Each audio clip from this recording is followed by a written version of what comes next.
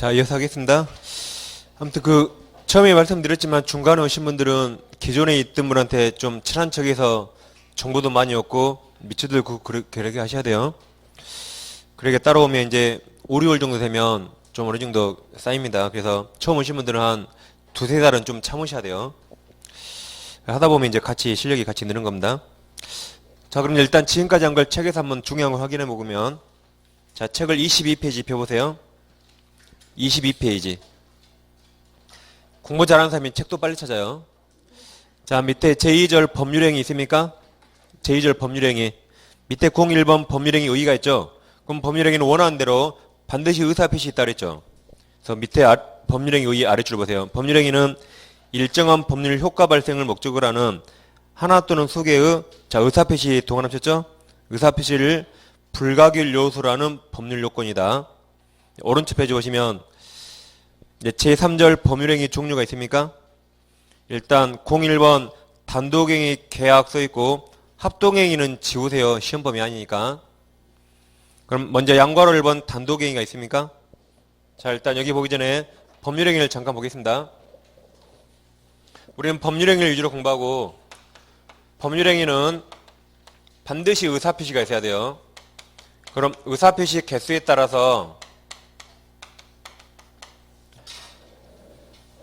한 개 의사표시만으로 성립하는 법률행위를 단독행위라고, 두 개 의사표시가 서로 합치해서 성립하는 법률행위를 계약이랍니다. 다시 의사표시 한 개만으로 성립하는 법률행위를 단독행위, 두 개 의사표시가 합치해서 성립하는 법률행위를 계약이래요. 그럼 단독행위는 법률행위 아니에요? 단독행위는 법률행위입니까? 맞다니까요? 의사표시가 몇 개 필요하다?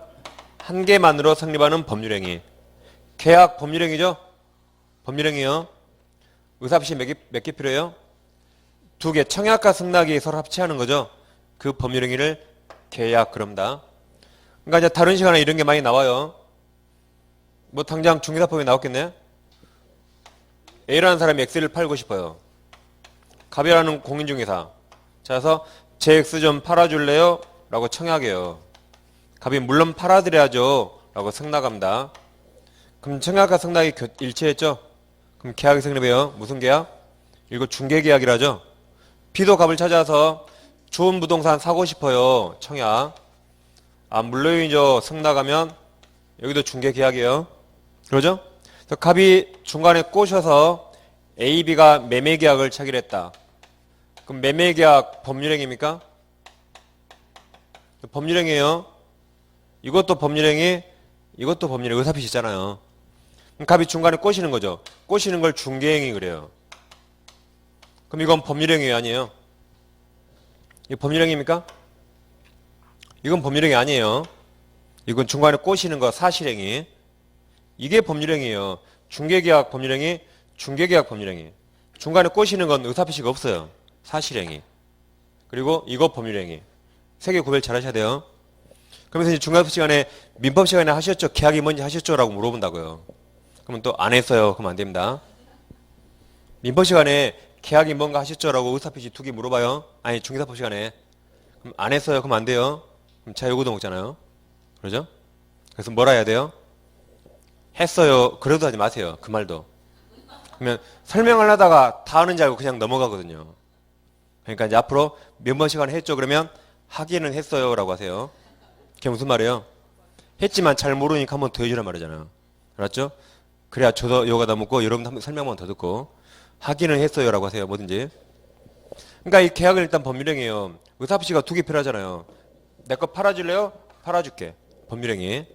근데 이건 법률행위 아니에요. 이거 사실행위. 이것도 법률행위. 계약. 그래서 단독행위는 한 개의 의사표시가 만들어 성립하는 법률행위를 단독행위. 계약은 두 개의 의사표시가 서로 일치해서 성립하는 법률행위를 계약이랍니다. 둘 다 법률행위예요. 의사표시가 있으니까. 그럼 책에서 이제 양괄호 1번 단독행위 나왔죠? 반괄호 1번이 상대방 있는 단독행위가 있어요. 걔 두 번 줄에 시험에 가끔 나오는 게 뭐 추인, 뭐 취소, 해제, 해지 등. 즉 취소권이 있으면 취소한다. 그럼 취소가 되는 거죠. 해제권이 있어도 해제한다. 그럼 해제가 돼요. 상대방 동의 필요 없죠. 단독행위. 그 다음 반가로 2번은 상대방 없는 단독행위 있습니까? 그럼 첫째 줄 제일 끝에 유언 있어요. 유언. 그 아랫줄에 소유권 포기 이 정도. 그러니까 유언은 상대방 없는 겁니다. 상대방이 있으면 오히려 유언자가 빨리 죽어요. 그리고 소유권 포기도 그냥 버리면 되죠. 이런 게 상대방 없는 단독행위. 다음 넘기시면 그리고 양가로 2번 계약이 있는 거죠. 계약은 두 개의 의사표시가 합치되는 겁니다. 그 다음 밑에 02번 요식행위, 불요식행위 있습니까? 02번 그 불요식행위 동그라미 치세요. 우리 시험에는 요식행위가 거의 없어요. 거의 다 불요식행위. 그래서 불요식이란 법률행위 할 때 특별한 방식을 이용하지 않는다 그 말이에요. 불요식이란 법률행위 할 때 특별한 방식을 이용하지 않는다. 반대말이 요식입니다. 요식. 특별한 방식을 이용한다. 그럼 우리는 다 불요식이 원칙이죠. 뭐든지 불요식이 원칙. 특별한 방식 필요 없습니다. 즉 매매계약 체결할 때 매매계약서 작성해야 됩니까? 그런 거 없죠. 그냥 의사합치만으로 성립하죠. 그래서 우리가 하나 외웠어요.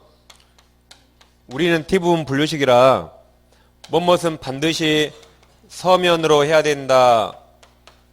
그러면 틀렸다라고 알았죠? 틀렸다. 우리는 서면으로 반드시 할 필요 없어요. 그게 특별한 방식을 이용하지 않는다. 그래서 서면으로 해야 된다. 무조건 틀렸어요. 근데 딱 하나만 서면으로 할 게 있어. 딱 하나만. 그게 민법도 아니고 우리 책 제일 뒤에 민사특별법에 뭐 하나 있어요. 뭐 하나. 근데 17회 이후에 시험에 나온 적 없습니다. 그래서 그냥 우리 책 제일 뒤에 뭐 하나 빼고 서면으로 해야 된다 그러면 무조건 틀렸다 하시면 돼요. 그게 불요식입니다. 서면 같은 특별한 방식을 이용하지 않는다요. 그럼 어디 하나 서면이 있냐면 아직 안 했어요. 우리가 567페이지 펴보세요. 567페이지. 민법도 아니고 민사특별법 제일 뒤에 뭐 하나 있어요.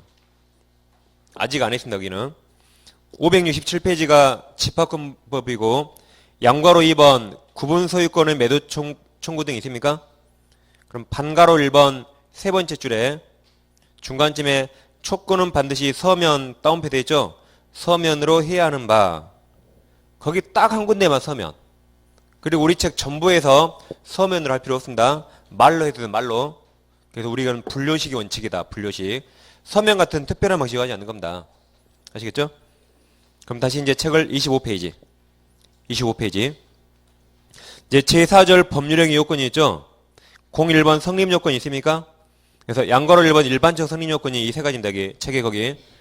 책에 당사자, 목적, 의사표시 체크하셨죠? 그 다음 이제 02번 효력 요건이 있죠? 효력 요건이 유효 요건입니다. 유효하게 효력을 발생해야 하는 요건. 그럼 양가로 1번이 일반적 효력 요건 써 있습니까? 그래서 동그라 1번이 당사자가 세 가지 능력이 나오죠? 권리 능력, 행위 능력, 의사 능력 존재할 것. 동그라 2번 법률의 목적의 확가적 다 나와요. 확정성, 가능, 적법, 사회적 타당성. 3번 의사표시 관하여 의사표시가 먼저 일치하고 의사표시에 하자가 없을 거가 나왔죠. 그러니까 이 의사표시는 의사와 표시가 일치하면서 하자가 없어야 돼요. 그리고 도달해야 되는데 이건 안 중요하니까 우리 책에 크게 안 쓰는 겁니다. 의사표시 원칙은 대원칙 도달주의. 우리가 계약법을 했기 때문에 제가 이제 쓴 거예요, 이게.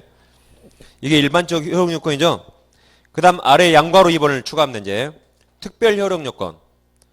그러니까 양괄호 1번 일반적 효력 요건이란 모든 법률행위에 요구되는 것. 근데 양괄호 2번은 특별 효력 요건이란 어떠한 행위에만 요구되는 것. 그럼 첫 번째 줄 제일 끝에 예컨대 있습니까? 예컨대 있어요? 거기 대리행위에 있어서 자, 대리권 존재 동그라미. 우리가 대리를 했으니까. 자, 대리권 존재는 모든 행위에 요구됩니까? 대리행위만 요구되죠. 그래서 대리행위를 하는데 대리권이 없대요. 대리권이 있으면 그 행위 무효죠. 원칙 무효, 효력 없다. 이게 효력을 발생하려면 뭐가 있어야 돼요? 정당한 대리권이 있어야 유효 효력을 발생하죠. 그러니까 대리권 존재는 오직 어디만 필요하다? 대리행위만 필요한 특별 효력 요건. 그 다음에 그 뒤에 조건부 법률행위 또는 기한부 법률행위에서 조건 성취, 기한 도래 그런 말 써있죠. 됐습니까? 우리가 조건 기한을 공부했으니까. 자, 이때 시험에 합격하면 부동산 증여한다라고 조건부 법률행위에서요. 시험에 합격하면 부동산 증여한다. 그럼 지금 줘요, 안 줘요? 안 주죠? 나중에 합격해야지 주는 거죠. 그럼 합격한다. 조건이 성취돼야 그때부터 증여 효력이 발생하는 겁니다. 그러죠? 성취 안 되면 증여 안 하는 거잖아요. 성취하면 그때부터 주는 거죠. 그래서 조건 성취해야지 그때부터 증여 효력이 발생해요. 그러니까 조건 성취 이런 것은 오직 조건부 법률행위만 있는 거죠. 그 다음에 임대차 계약 체결할 때 임대차 기간을 1월 1일부터 12월 31일까지 하기로 했다. 그럼 이게 시작점 시기, 이게 종기예요. 그럼 임대차 계약 체결하면 1월 1일이 돼야지 임대차 효력이 발생하죠. 이게 기한. 그러니까 이런 기한 도래 이런 것들은 오직 기한부 법률행위만 있는 겁니다. 1월 1일 전에는 임대차가 아직 무효잖아요. 효력 없다. 1월 1일부터 임대차가 유효. 이런 걸 거기만 필요한 특별 효력 요건 그럽니다. 그래서 대리권 존재는 대리행위만 필요해요. 기한 도래나 조건 성취는 조건부나 기한부 법률행위만 필요한 효력 요건이죠. 이것을 특별 효력 요건이랍니다. 근데 아까 위에 양가로 1번은 모든 행위에 요구되는 일반적 효력 요건. 그래 달라요. 이제 넘겨보시면 그래서 이제 28페이지 일단 펴두시고 자 이제 우리가 방금 여기 무효사유 하나와 취소사유 하나 보셨는데 제가 무효 취소가 무슨 의미인가 이제 한번 예를 들어보겠습니다. 이게 두 가지.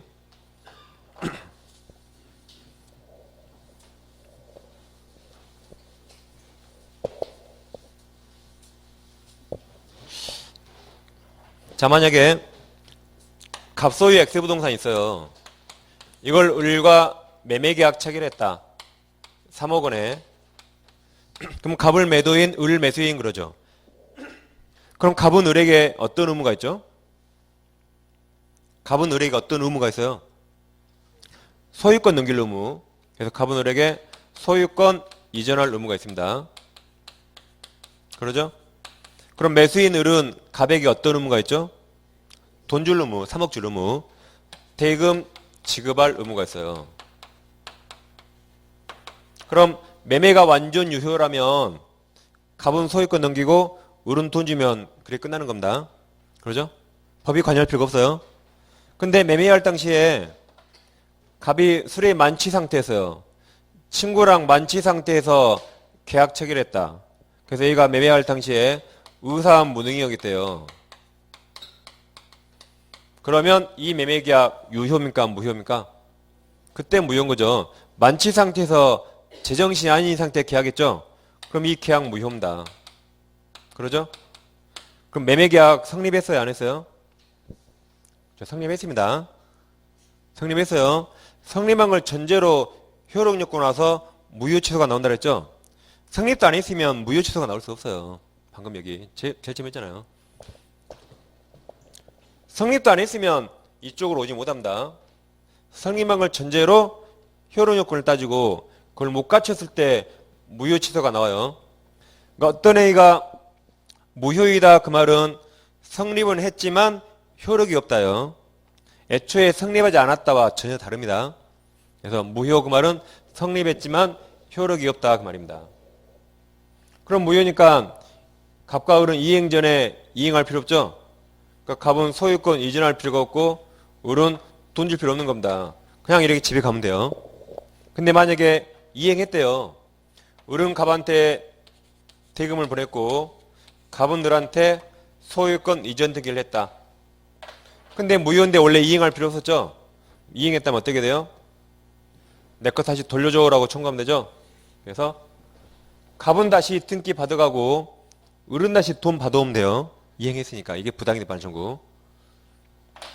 다시 이번에는 이제 갑이 미성년자예요. 할아버지가 돌아가실 때 하나 띄어졌어요. 이걸 갑이 부모님 동의 없이 을과 매매계약 체결했습니다. 3억에. 마찬가지로 갑도 소유권 이전할 의무가 있고 을은 매매대금 3억 지급할 의무가 있죠. 그러면 미성년자가 법정 대리인 동의 없이 계약했으니까 이건 취소사유예요. 단 취소하든 말든 갑 측에서 결정합니다. 유리하면 취소 안 할 거예요. 근데 불리해서 갑 부모님이 이걸 취소했어요. 취소. 행위시로 소급의 무효가 되죠. 무효가 되면 다시 이쪽으로 오는 겁니다. 무효가 되면 이행 전에 다시 이행할 필요 없고 이행했다면 주고받으면 돼요. 따라서 무효가 됐으니까 갑은 소유권 넘길 의무가 없는 것이고 을은 돈 줄 의무가 없는 겁니다. 그러죠? 근데 이행했대요. 마찬가지로 을이 돈을 다 줬고 갑도 이전 등기를 했다. 근데 그 후에 취소하면 무효가 되니까 다시 주고받으면 돼요. 그래서 부당이득 반환 청구. 을은 다시 돈 내나 돈 받아가고 갑은 다시 등기를 받아가면 되는 겁니다. 이런 식으로 무효와 취소 법률 관계를 기본적으로 이해하시면 되겠어요. 그 다음 이제 다시 이제 이쪽으로 봅니다. 이제 아무튼 우리 책은 여기 시험범위 아니라 자세히 안 써놨어 이건. 그래서 제가 이제 다시 한번 설명드렸고 이제 우리 책은 여기 목적부터 차례대로 설명하고 있어요. 목적부터. 자, 그럼 법률행위 목적. 목적은 확가적 다 있어야 되는데 이 요건을 결하했다. 목적 요건을 결하는 경우에 거기는 무효사유만 있습니다. 확가적 다 결하했을 때 거기는 무효사유만 준 여기는 무효사유만. 여기 목적과 관련해서는 취소사유는 없습니다. 그래서 이제 확정성부터 하나씩 볼게요. 자, 이제 28페이지. 법률의 목적 나와 있죠? 제1절 목적의 확정 써 있습니까? 그럼 거기 확정이란 이제 이런 말이죠. 확정 가능성 그 말입니다. 확정 가능성. 이제 칠판 좁은 거 계속 이쪽에 써볼게요.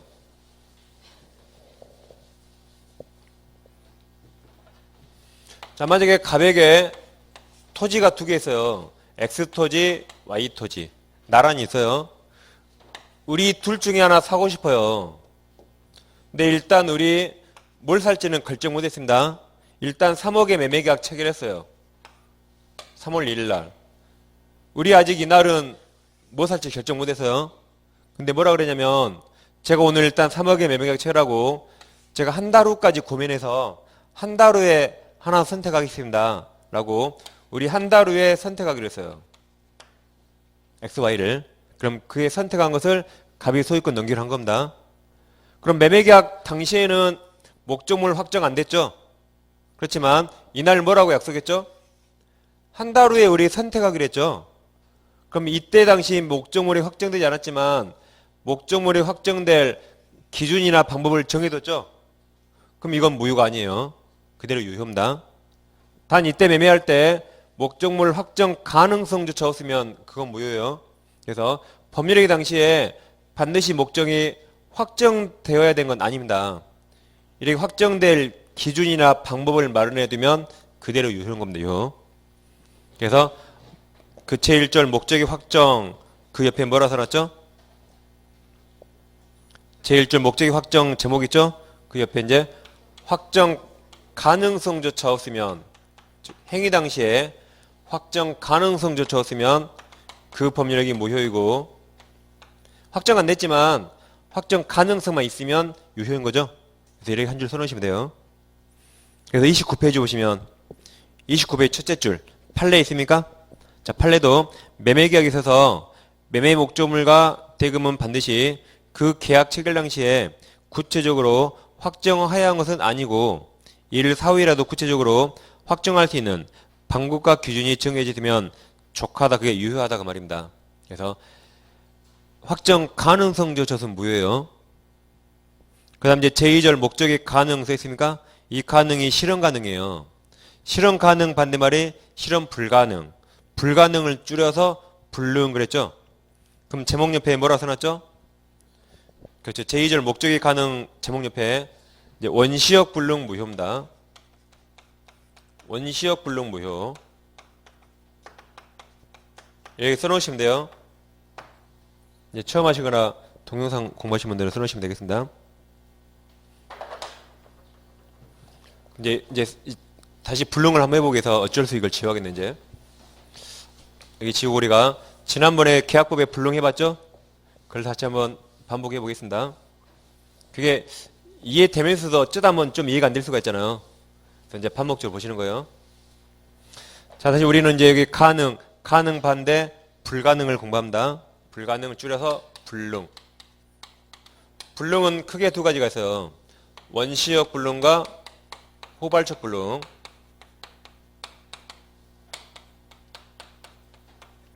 둘 중에 어떤 게 유효입니까? 어떤 게 유효예요? 후발적 이게 유효. 휴했죠, 휴라고. 휴라고 했죠? 유효. 아직 일주일 안 된 것 같아요, 이거 한지. 이건 무효입니다. 그럼 법률행위가 원시적 불능 무효일 때는 이 책임이 인정된가 검토를 해봐야 돼요. 이 책임. 계약 체결상 과실 책임.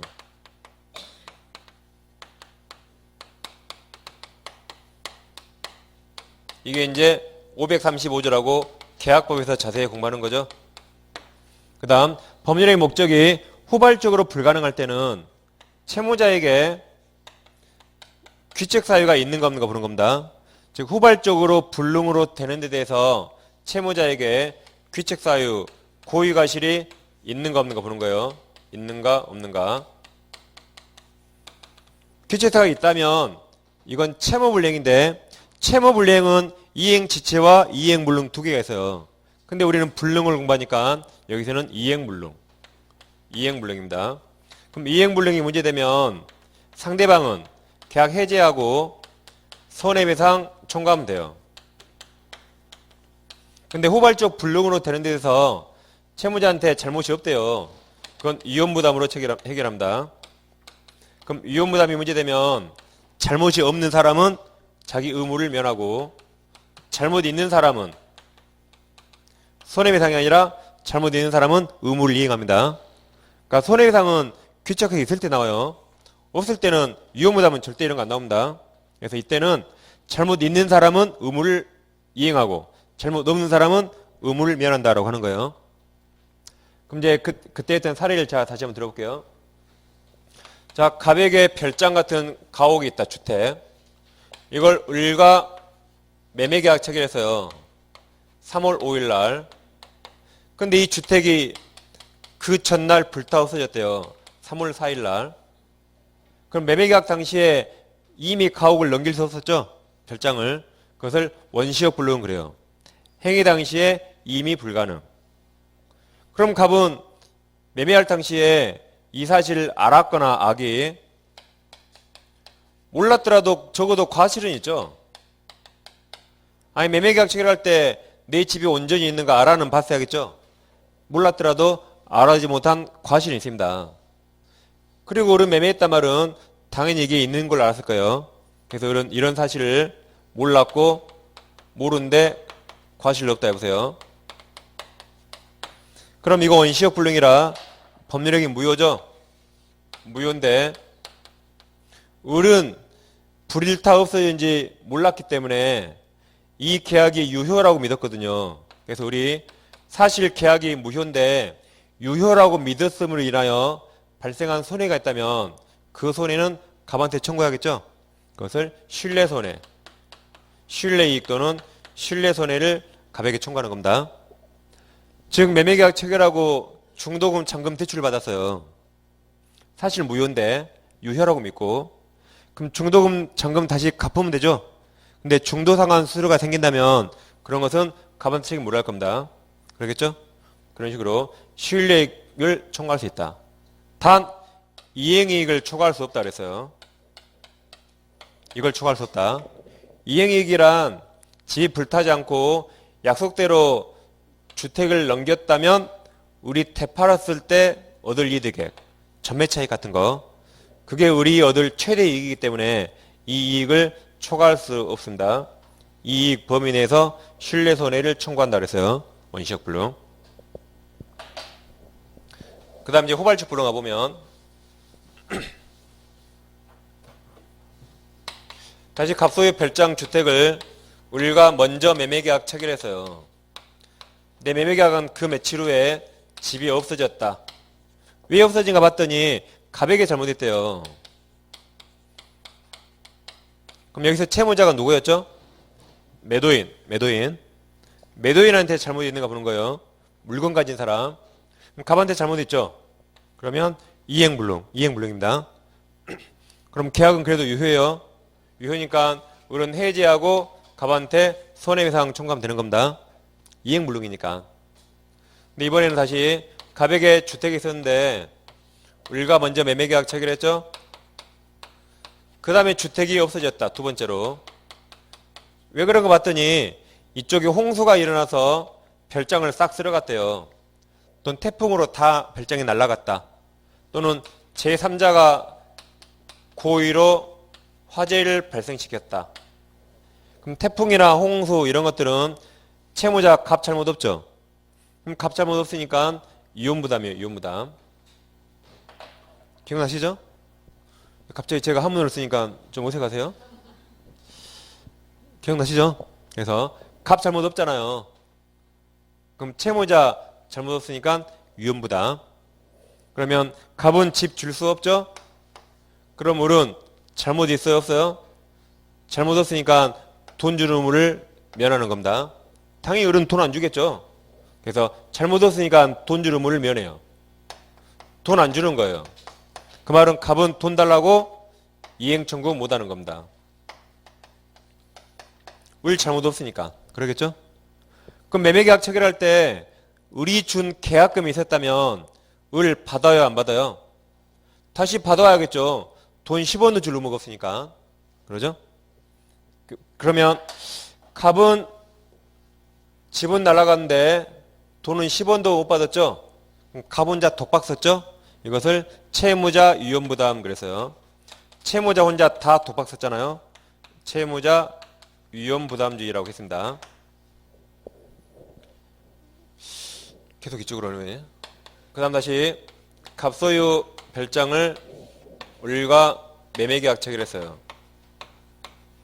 체결했는데 그 후에 주택이 소실됐다.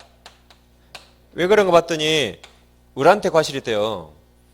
채권자 을의 규칙 사유로 집이 없어졌다. 그럼 후발주 불능이죠? 이행불능입니까? 위험부담입니까? 이 사건 이행불능이에요? 위험부담이에요? 네? 기준이 누구예요? 매도인, 채무자. 매도인 잘못 없잖아요. 매수인 잘못이지. 그러니까 위험부담이에요. 위험부담. 다시 채무자가 누구예요? 물건 가진 사람. 매도인. 을 잘못했지 매도인 잘못 없잖아요. 그러니까 위험부담. 그럼 잘못 있는 사람은 의무를 이행하고 잘못 없는 사람은 의무를 면한다. 갑은 집 줄 수가 없죠. 더 이상 없어 있으니까. 을은 돈 줘야 안 줘요? 잘못했으니까 을은 돈 줘야 돼요. 매매대금. 따라서 갑은 상대방한테 돈 달라고 이행 청구할 수 있는 거죠. 그래서 갑은 돈 받는 겁니다. 그럼 을은 돈 다 줬지만 집 못 받았죠? 그럼 을 혼자 독박 썼잖아요. 이것을 채권자가 독박 썼다 그래서 채권자 위험부담주의라고 했습니다. 단 여기서 갑은 매매대금을 다 받았는데 소유권을 넘기지 않았기 때문에 만약에 소유권을 넘겨서 전매 차익을 얻었다면 양도세를 냈어야 했거든요. 근데 집이 없어지는 바람에 소유권 이전 의무를 면했죠. 면함으로써 양도세를 안 내게 됐기 때문에 그런 이익은 을 불쌍하니까 을에게 주라고 그랬습니다. 그래서 이런 것은 을에게 상환하라고 그랬어요. 이것을 채권자 위험부담이라고 했습니다. 그 다음 이제 또 하나는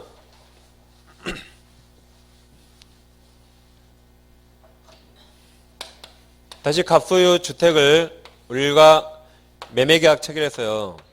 3월 5일 날. 그리고 이자들은 3월 30일 날 을은 돈을 다 주고 갑은 소유권을 이전하기로 약속했다.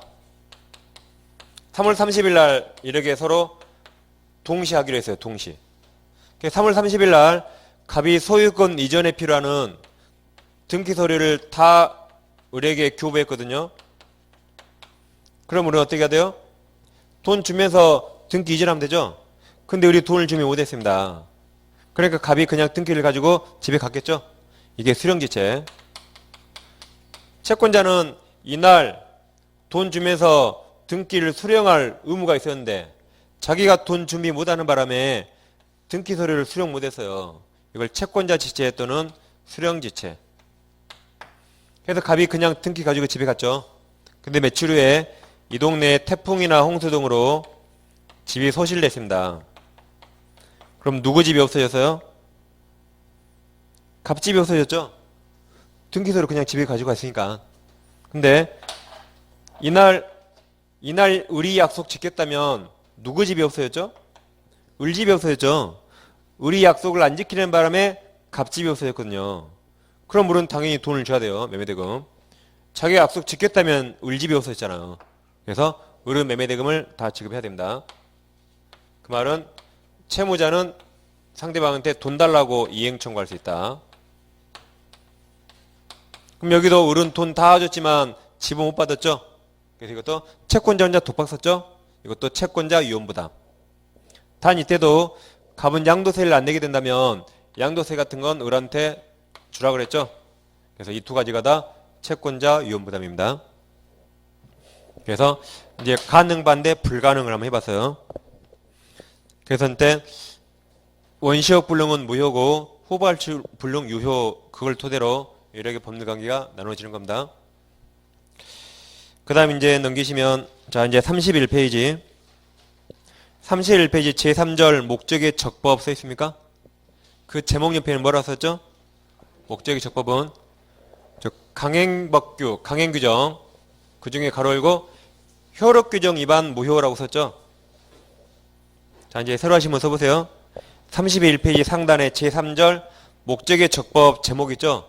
그 제목 옆에 강행규정, 강행법규 같은 말이에요. 우리 책엔 법규라 되어 있으니까 강행법규 중에 효력규정 여기에 위반하게 되면 그 행위 무효라 효력이 없는 겁니다. 제목 옆에 이렇게 결론을 써주시면 돼요. 자 그럼 이제 그 밑에 01번 이무법규와 02번 강행법규 되어 있죠? 이 말을 이해를 잘 하셔야 돼요. 이게 곳곳에서 제일 많이 나온 말입니다. 일단 이제 결론은 써놨으니까 지우시고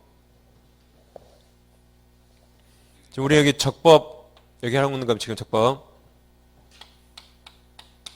자 그럼 법률 규정이란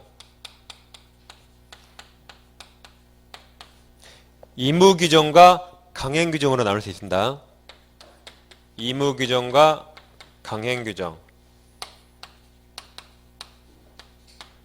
강행 규정은 당사자한테 언제나 적용이 돼요. 의무 규정은 당사자가 적용을 배제할 수 있는 규정입니다. 강행 규정이 다시 효력 규정과 단속 규정으로 나눠요.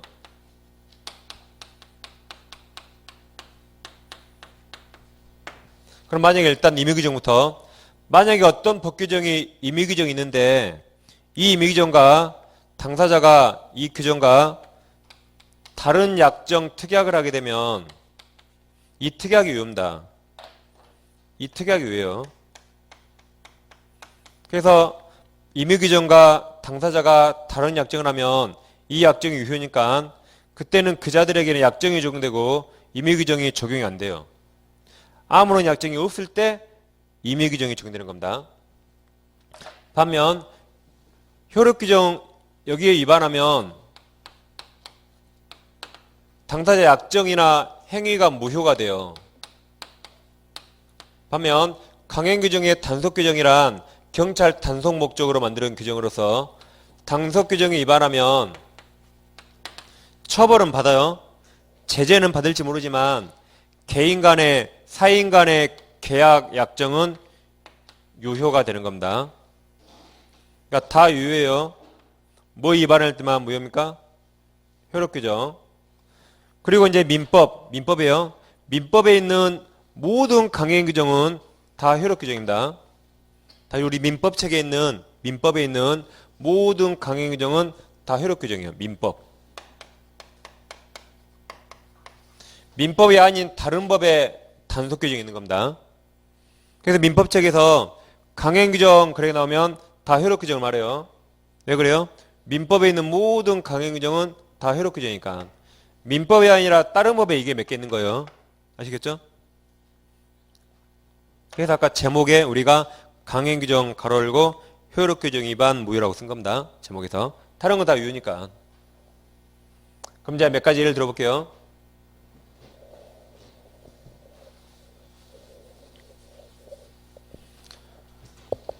자, 갑소유 X부동산을 을과 임대차 계약 체결했다. 그럼 빌려준 사람을 임대인, 을을 임차인이라죠. 을이 X를 점유 사용하다가 을이 X부동산에 필요비나 유익비를 지출했습니다. 그럼 임차인은 원칙적으로 필요비나 유익비를 갑한테 돌려주라고 비용상환 청구할 수 있어요.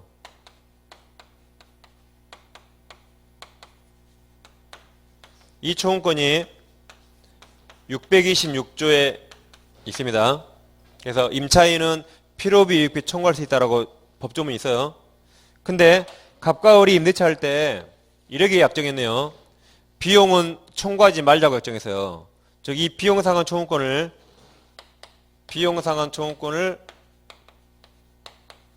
두 사람이 포기하거나 배제하는 약정했다. 이렇게 보세요. 그럼 법에는 비용 청구할 수 있죠. 법에서는 청구할 수 있죠. 이렇게. 근데 당사자는 청구하지 말자 약정했죠. 그럼 이 약정이 효력이 있는가? 그러면 이 법규정이 만약에 임의규정이라면 임의규정 반대약정 유효입니다. 근데 만약에 이게 강행규정이라면 이와 이반된 약정 무효예요. 그러죠? 근데 우리 민법은 626조는 임의규정이에요. 임의규정. 따라서 이와 반대 약정, 이 약정 유효입니다. 그러니까 이런 약정을 하게 되면 갑과 을 간에는 이 법규정이 적용 안 돼요. 폐지돼요. 이 약정이 유효한 겁니다. 법조문 폐지되고. 그러니까 어른이 이 약정하게 되면 이제 필요비나 유익비 청구 못하는 거예요. 그래서 이런 규정을 임의규정이라 합니다. 그리고 이제 임의규정은 우리 민법에서 대부분 계약법에 대부분 임의규정이 있어요. 임의규정. 계약법에 몇 개가 강행규정이 있는 겁니다. 그래서 계약법은 다 임의규정인데 임대차에서만 몇 개가 강행규정이 있다 그랬죠? 강행규정. 그래서 자 책에서 이제 31페이지 01번 의무법규 있습니까? 그게 임의규정이에요. 그럼 의무법규는 제일 아래 두 줄 보세요. 제일 아래 두 줄. 당사자가 있습니까?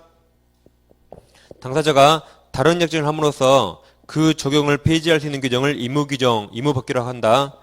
계약법 부분에 이러한 의무법규가 많이 있다 그랬죠? 그래서 그 중에 여기 비용상환 청구를 보셨어요. 그래서 485페이지 가보시면 이게 시험에 해마다 나오니까 계속 보는 거예요. 485페이지. 하단에 양괄호 3번 임차인의 비용상환 청구가 있죠?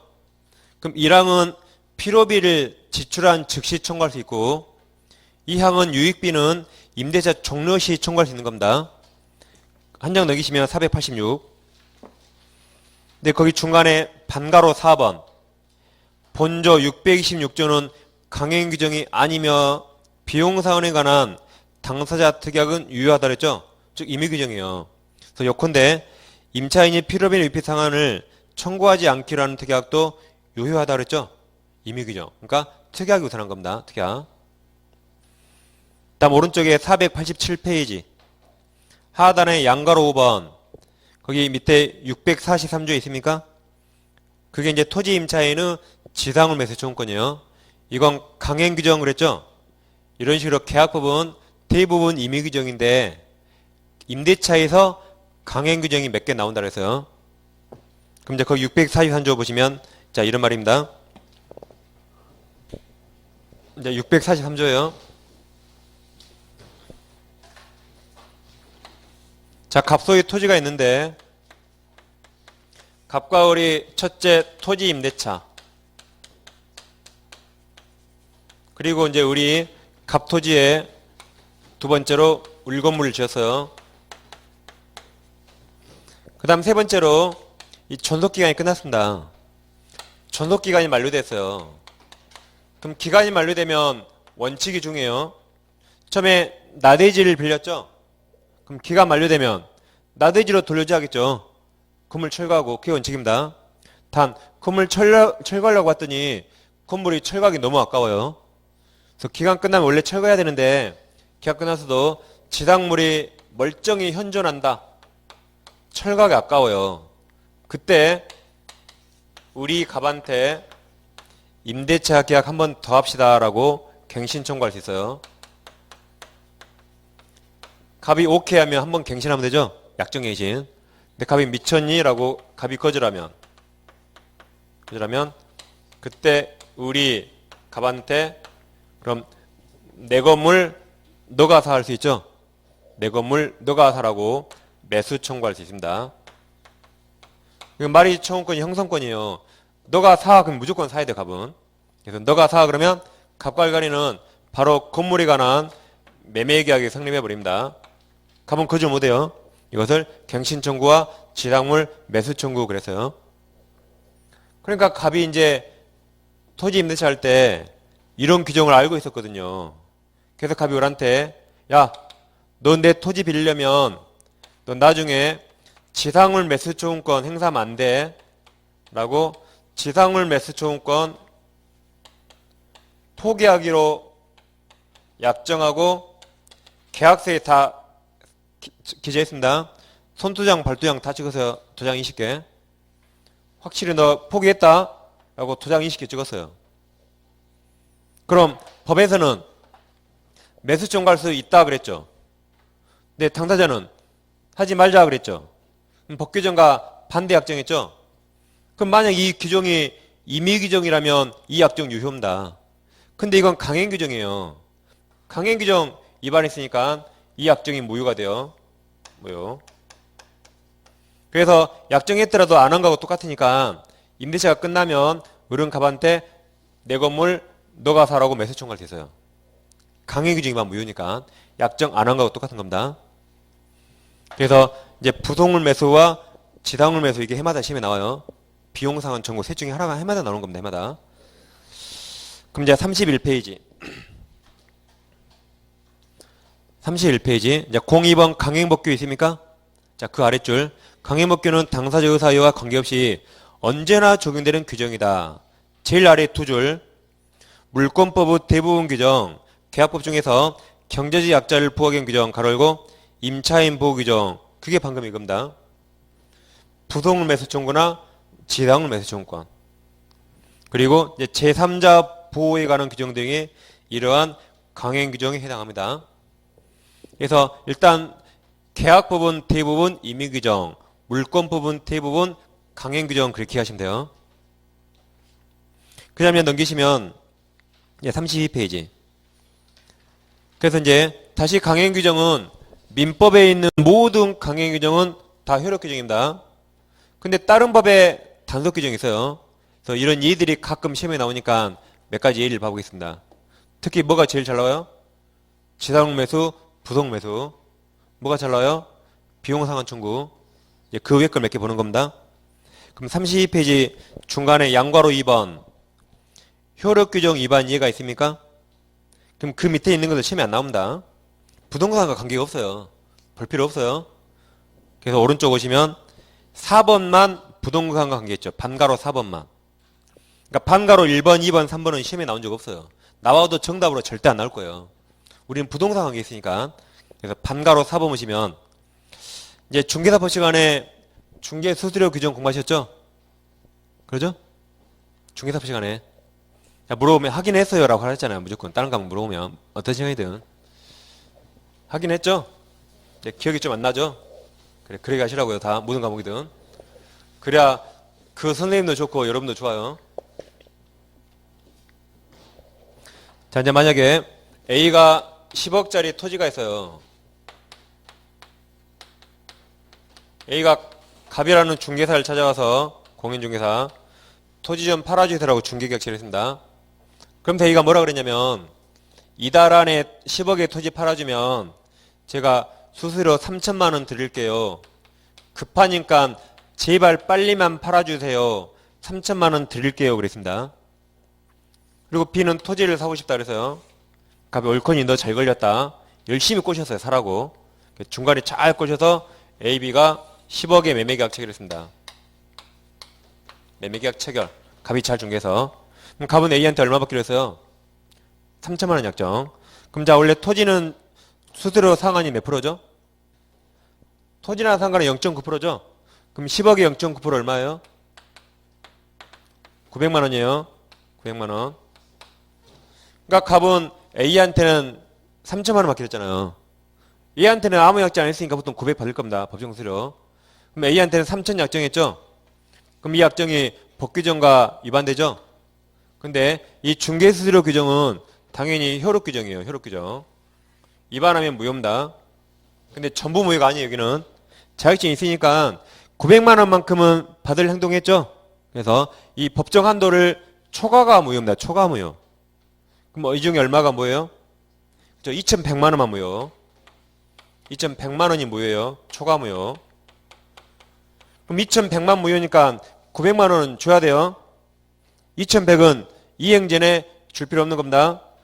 3천만 원 다 줬다면 무효 부분만 부당이득 반환 받으면 돼요. 이행했으니까. 그래서 전부 무효 그럼 틀립니다. 단 구별하실 게 갑이 무등록 중개업자예요. 무등록자라면 전부 무효예요. 무등록이라면 전부 무효. 적법한 중개업 할 때 법정한도 초과 무효. 구별하셔야 돼요. 그래서 자 이제 반가로 4번 부동산 중개업 관련 법령에서 정한 한도를 초과하는 부동산 중개수수료 약정은 그 한도를 자 초과 동그라미세요. 초과하는 범위에 대해서 무효 동그라미 무효이다. 초과 무효입니다. 자격증 일단 전자에 자격증 없으면 전부 무효. 무등록 중개업. 그 뒤에 다만은 민법 시험에 안 나와요. 이제 중개법 시험에 나오는 겁니다. 그 다음 밑에 양괄호 3번 단속 규정 위반 이해가 되어 있죠. 반괄호 1번에 두 번째 줄 예컨대 있습니까? 예컨대 무허가 음식점 음식물 판매 행위나 허가 없이 숙박업을 하는 행위 이 정도. 그러니까 밥을 먹었는데 식당 음식점 허가증이 없네요. 그래도 밥값은 내야 돼요. 유효. 단 고발하면 그 사장님이 처벌을 받을 수 있죠. 제재를 받을 수 있지만 개인 간의 음식물 매매 유효라 밥값 내야 됩니다. 단 모텔에서 자고 나왔는데 숙박업 허가가 없어요. 그래도 숙박료 내야 돼요. 숙박료. 개인 간의 거래 유효. 물론 고발하면 처벌은 받겠죠. 그렇지만 개인 간의 거래는 유효해요. 그런 게 단속 규정. 경찰 단속 목적으로 만든 규정이라 위반하면 처벌을 받겠지만 개인 간의 거래는 유효. 그러니까 음식물, 숙박료 다 내야 돼요. 그런 걸 단속 규정이랍니다. 그리고 밑에 반가로 2번 있죠. 부동산 등기 특별조치법 나왔습니까? 그게 제일 중요해요. 그래서 임의 규정은 이 반가로 2번을 정확히 오셔야 돼요. 죄송합니다. 임의 규정이 단속 규정. 단속 규정. 그래서 단속 규정 예로 가장 많이 나온 게 그 지금 반가로 2번 중간 생략 등기. 미등기 전매입니다. 그러니까 그 반가로 2번은 민법이 아니에요. 부동산 등기 특별조치법이죠. 그러니까 민법에 있는 강행 규정은 다 효력 규정이에요. 민법이 아닌 다른 법에서 이게 몇 개 있는 겁니다. 그럼 이제 갑에게 X부동산이 있었거든요. 우리에게 돈 주고 팔았습니다. 매매계약. 그럼 우리 매수인이죠. 근데 우리 등기를 이전 등기를 안 했어요. 그리고 병한테 다시 미등기채로 팝니다. 이걸 보통 미등기 전멸하죠. 자기 앞으로 등기 않고 다시 병한테 팔았어요. 그리고 등기는 자기 쏙 빼고 이렇게 이전 등기를 한 거죠. 그럼 원래는 어떻게 등기가 되죠? 원래는 갑에서 을 앞으로 이전 등기하면서 을 취득세 내고 다시 병한테 팔면서 을 양도세 내고 병도 취득세 내고 해야 되죠. 근데 어떻게 하세요? 실제로는 그냥 을 쏙 빼고 그냥 1억에 등기해버린 겁니다. 자기 중간에 세금 10원도 안 내고 1억에 지금 등기한 겁니다. 이렇게. 그럼 부동산 등기 특별조치법에서 이렇게 중간 생략 등기하면 관계자 다 형사처벌돼요. 깜빵 가거나 벌금을 냅니다. 다 처벌받아요. 그렇지만 개인 간의 효력은 자 원래대로 이렇게 등기 하나 을 빼고 등기 하나 결론은 똑같죠. 이걸 실체관계에 부합한다 그래요. 다시 정상적으로 이렇게 세금 다 내고 등기 하나 세금 안 내고 이렇게 등기 하나 결과는 똑같죠. 어차피 비용 앞으로 오잖아요. 결과 똑같은 것을 실체관계에 부합한다로 표현합니다. 그럼 실체관계에 부합하면 이 등기 무효로 하고 다시 을, 병 등기 필요 없잖아요. 그냥 이 등기 이대로 유효로 하고 을 잡아서 세금만 뺏어오면 돼요. 그래서 등기 절차나 방법이 잘못했더라도 실체관계에 부합하면 그 등기 유효입니다. 그래서 이 등기 유효예요. 유효. 그러니까 이 자들 들키면 형사처벌 돼요. 형사처벌 되지만 이 임의한 등기는 유효입니다. 이런 걸 단속 규정 그래요. 개인 간의 거래는 유효. 그래서 단속 규정 그러면 중간 생략 등기 이걸 가장 잘 떠오르셔야 돼요. 처벌은 받지만 개인 간의 거래 유효. 그래서 이 판거리번이 중요하니까 잘 읽어보시고. 그래서 지금까지 이제 적법성 보셨죠? 다시 정리하면 법률 규정은 강행 규정과 임의 규정이 있어요. 임의 규정과 다른 약정하면 그 약정이 우선 적용됩니다. 근데 강행 규정은 두 가지가 있죠. 효력 규정을 위반한 약정은 다 무효입니다. 근데 단속 규정을 위반한 약정은 유효. 물론 처벌은 받아요. 근데 이 민법에 있는 모든 강행 규정은 다 효력 규정 그래서요. 잘 정리하면 되겠습니다. 그리고 이제 하나씩 이제 기억하셔야 돼요. 임의 규정 대표적으로 임차인의 비용상환 청구권 규정. 효력 규정으로 임차인의 부속물 매수 청구, 지당물 매수 청구. 이건 중간 생략 등기라는 식으로 딱 하나하나 떠오르는 게 있어야 돼요. 시험에 잘 나온 것들. 그게 시험 공부입니다. 그냥 임의 규정하면 기억난 게 없어요. 그럼 그건 시험 공부가 아니에요. 그냥 공부한 거지. 임의 규정 그러면 임차인의 비용 청구가 제일 중요하지 라고 딱 떠올라야 돼요. 시험 공부. 이 글자 보이면 임차인의 지상물 매수, 부속물 매수 딱 떠올라야 돼요. 이거 보이면 중간 생략 등기 딱 떠올라야 된다. 그게 시험 공부예요. 그게.